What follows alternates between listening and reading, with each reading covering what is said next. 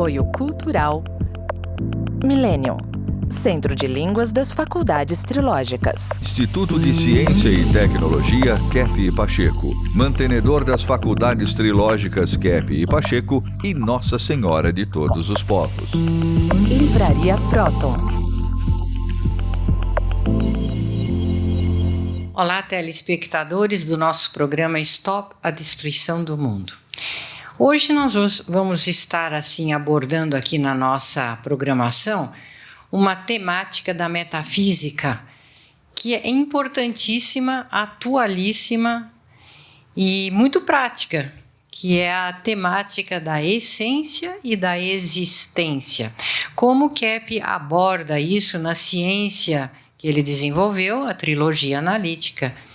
E esse campo de estudo do ser e da existência é extremamente importante para o tratamento e a recuperação da saúde das pessoas.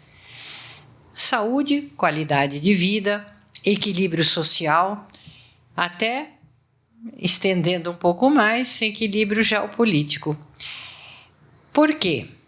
Porque existe uma noção, e Kepp explica no livro Metafísica, das 3 livros de metafísica que ele desenvolveu, em outros livros também, que nós temos uma essência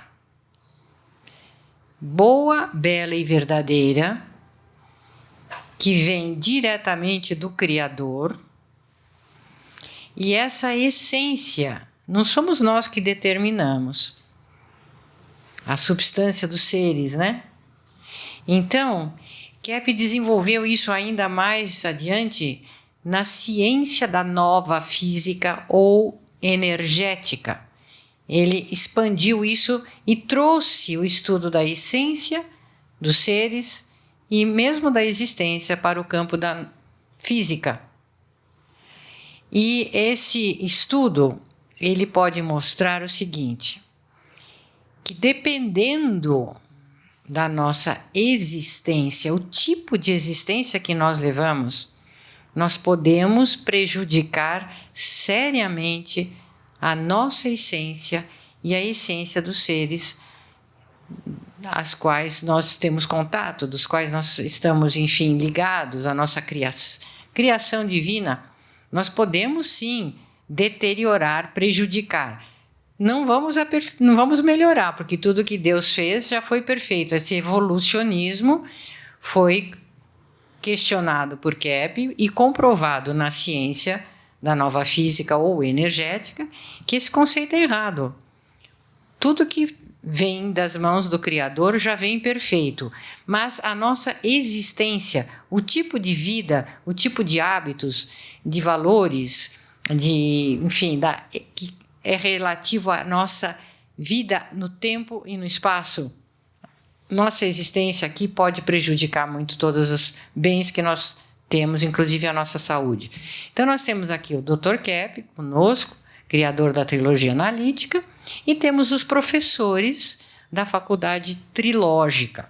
E cada um vai procurar fazer uma aplicação desses conceitos no seu campo de atuação. Dr. Kepp. Então, você falou, dessa diferença entre essência e existência. Quer dizer, na existência, nós podemos seguir rumos diferentes.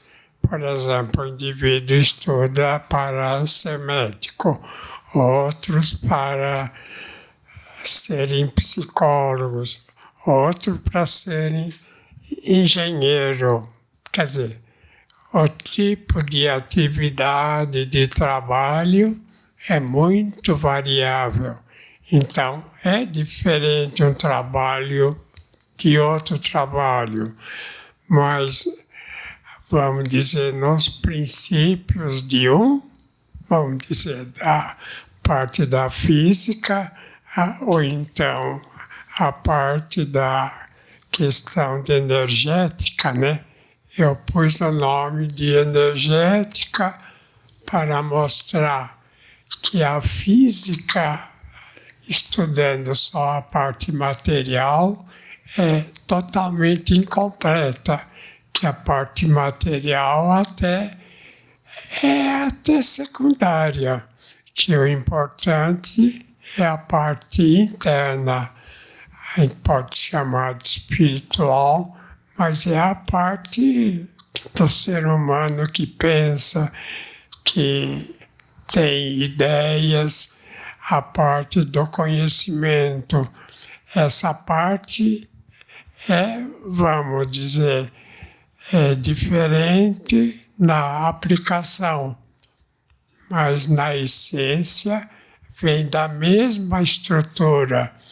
Então, quando existe um indivíduo pensando de um modo diferente da estrutura, ele está contra praticamente a estrutura. De maneira que a questão de essência e existência é muito importante. Agora, nosso trabalho é trilógico. Por quê? Então, eu fiz uma união entre os 3 campos, né? O campo da física, o campo da filosofia e o campo da, vamos dizer, teologia. Então, o campo da teologia, a parte essencial é a mesma da filosofia e da ciência, de maneira que o indivíduo que estando num desses campos, ele tem que perceber que ele também está nos outros campos. Então eu chamei trilogia por causa disso, porque o que a pessoa pensa, vamos dizer, o médico, né? É a mesma coisa na essência que o psicólogo pensa. Ou então o que o indivíduo advogado pensa, as leis do direito pensam, de maneira que existe uma certa assim, união dos caracteres essenciais entre todos. Então, a gente pode, por exemplo, falar o seguinte: a ciência atual, ela tentou eliminar a vida espiritual do trabalho dela, né? Então, a ciência atual acha que pode prescindir, vamos dizer, do campo dos anjos, do campo praticamente do campo espiritual do ser humano, de Deus. Então, a gente tem que ver o seguinte: a mesma ideia que o religioso tem no seu setor, tem também o cientista, tem também todos aqueles que se dedicam a um aspecto da existência. Então, em geral, a gente pode dizer que o ser humano, todos eles são irmãos, têm as mesmas características. Por exemplo, eu gostaria que o César desse alguns dados nesse sentido para mostrar que a física, só a física, vendo a parte material, é totalmente incompleta se não trata, por exemplo, da questão da energética, que é o fator, vamos dizer, imaterial, né? O que o César acha? Então, Dr. Kepp, eu acho esse tema simplesmente fascinante, porque nesse livro aqui, a Teologia da Física, o senhor tem um capítulo aqui que o senhor fala da essência e da existência. O senhor fala assim, olha, a essência da existência vem mais da vibração interna. Então, por exemplo, a física, ela estuda mais o aspecto existencial da natureza, ou seja, aquilo que pode ser visto pelos olhos, captado pelos sentidos, apenas aquilo que é material. Então, a física estuda aquilo que é secundário e não estuda a essência, que é a causa dos fenômenos materiais que a gente observa. E sabem por quê? Porque a física não aceita a ideia de que o vácuo, a ausência de matéria, é energia. Entende? A física acha que a energia vem da matéria, mas mesmo na ausência de matéria, o que existe é a energia. Então, essa energia é que faz a matéria. E se a física não estuda esse elemento essencial que é a energia, ela não entende os fenômenos materiais na sua integralidade. Entende? Então, por essa razão, por exemplo, que muitas pessoas que estudam demais acreditam que quando o corpo físico morre, a alma deixa de existir. Porque para eles a alma depende do corpo físico, mas não, é o corpo físico que depende da alma. Então, por exemplo, como que uma pessoa fica doente? Uma pessoa ela fica doente quando a alma dela está doente. Quando a essência dela fica doente, ela prejudica o corpo. Então, isso é interessante. Não adianta você ter uma medicina, uma física que estuda só o aspecto material, porque nunca a gente vai entender a causa dos problemas.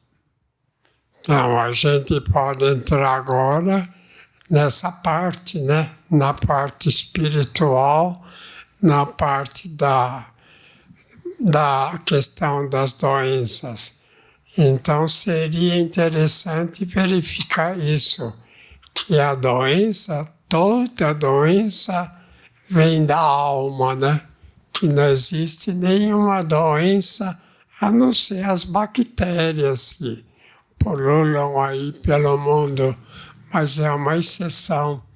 Mas a doença em geral, a fraqueza do ser humano, a questão totalmente das doenças assim, em tratamento que exige muito tempo até de repouso, vem da parte, a gente pode chamar espiritual, que em geral as pessoas que são desse campo não querem pensar no fator espiritual.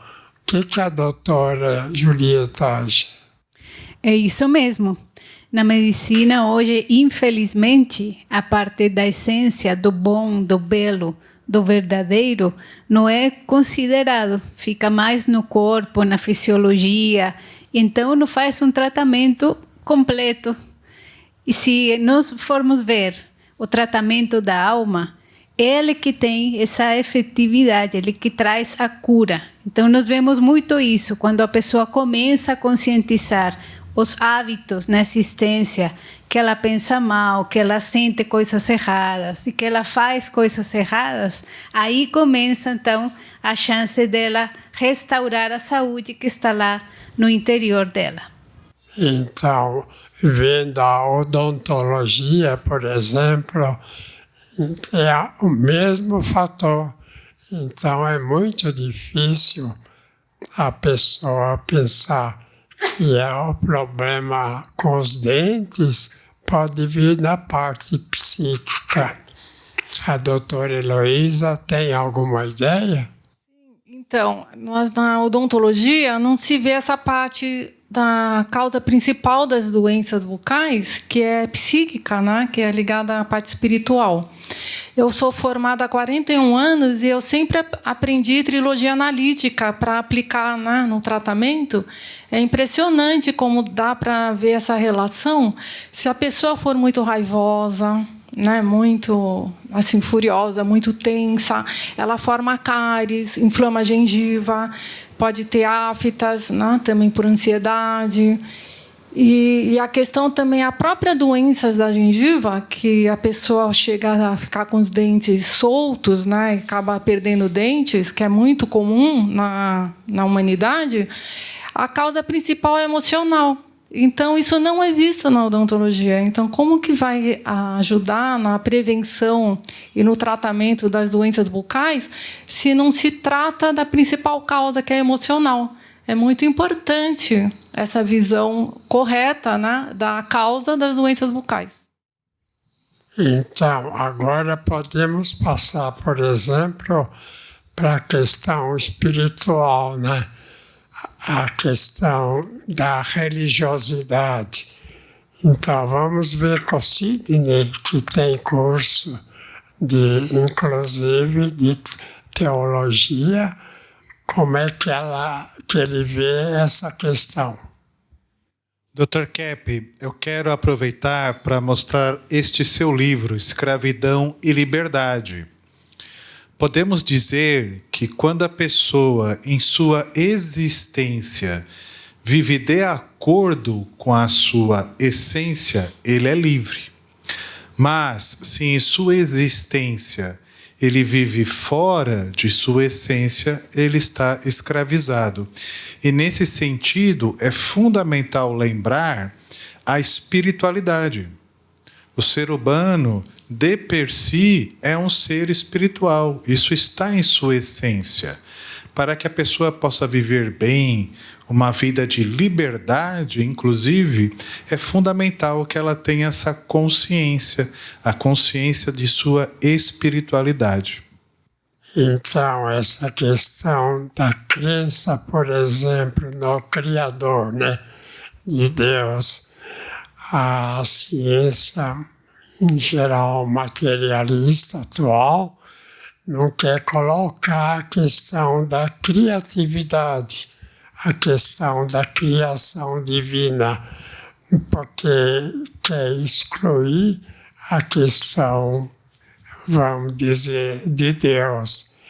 Mas a questão é a seguinte: o ser humano tem uma intuição, todos os seres humanos, que existe algo espiritual que determina tudo. Então a gente pode dizer que pela intuição, pela questão assim interna, o ser humano é ligado ao Criador. Então, a crença no ser divino é algo que existe na própria alma.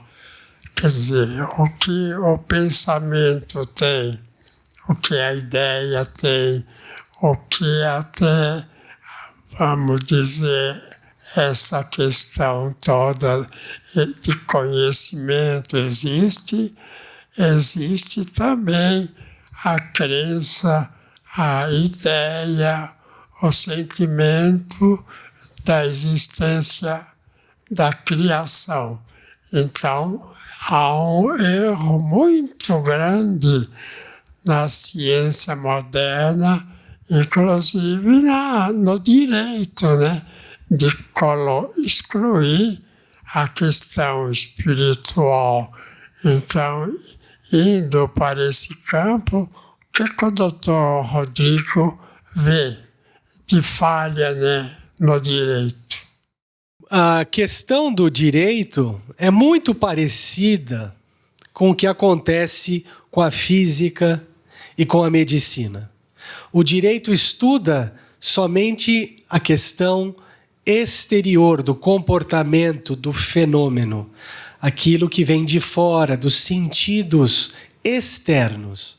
A grande falha do direito foi ter rompido com essa questão espiritual e metafísica, que é as causas, né? O ser humano, ele é o aspecto da sua alma, da sua psique e o corpo. Ele é uno. Agora, se o direito não estuda as intenções, as causas da conduta humana, ele nunca vai conseguir fazer justiça. Porque só se faz justiça quando você volta ao equilíbrio, restaura o equilíbrio, o bom senso. Isso só é possível com a conscientização desses três aspectos, que é o espiritual, é o psíquico e também o material. O direito, né, na Idade Média, na Idade Antiga, colocava Deus também nessa questão, assim, das leis. E agora, qual a sua ideia? Quem que tirou, né, a questão do espírito das leis? Bom, nós tivemos uma mudança, né, com os pensadores modernos que começaram a substituir a Deus, a revelação, pela razão, pelo que nós chamamos de materialismo, racionalismo, dar muita importância para o intelecto, achando que isso iria levar o ser humano a uma nova era de conhecimento empírico. E aí nós constatamos que foi um grande erro que esses pensadores, por exemplo, como Auguste Comte, né, que coloca o ser humano como independente de sua causa, o ser humano como o detentor da razão, que é capaz de determinar o que é certo e o que é errado. Então o erro aí foi substituir, né, o que nós tínhamos, que era a revelação, por uma razão, pelo seu lado, unicamente material e intelectual.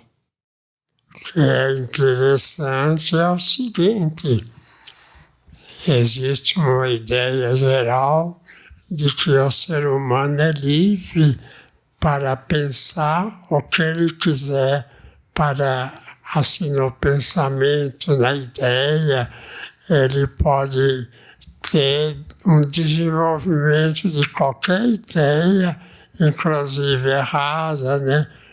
Por exemplo, se o indivíduo fala, eu detesto fulano de tal, ele está então fazendo o quê? Ele está estragando o relacionamento com essa pessoa e principalmente com ele mesmo.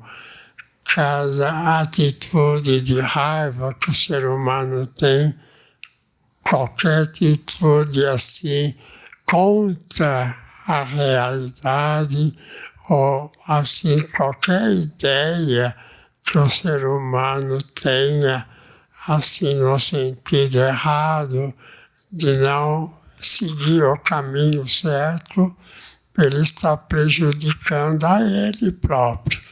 De maneira que a gente pode dizer que toda e qualquer doença vem da alma. A alma que é doente. Se a pessoa tem uma ideia errada, ele está estragando a alma dele. Se ele tem, assim, um trabalho errado, por exemplo, o indivíduo que faz armas assim para guerra, ele está indo contra ele próprio. Ninguém pode, por exemplo, criar uma fábrica para criar canhões e aviões de guerra. Então, muitas vezes, em geral, um país acha que o poder dele está geralmente nas armas que tem, que ele pode suplantar os inimigos. Mas todo indivíduo que dá ênfase à questão de armas, por exemplo, canhões, aviões de guerra, que fala que ele é melhor do que o outro, ele é mais doente do que o outro. Um país que fabrica, por exemplo, aviões de guerra, canhões, etc., é um país totalmente errado. Então, o país que se dedica na indústria, né, ele, nesse sentido de fazer armas de guerra, armas para matar o próximo, ele está acabando não só com o país, mas com ele próprio. Chegamos ao fim, né? Chegamos ao final. Então, até a próxima.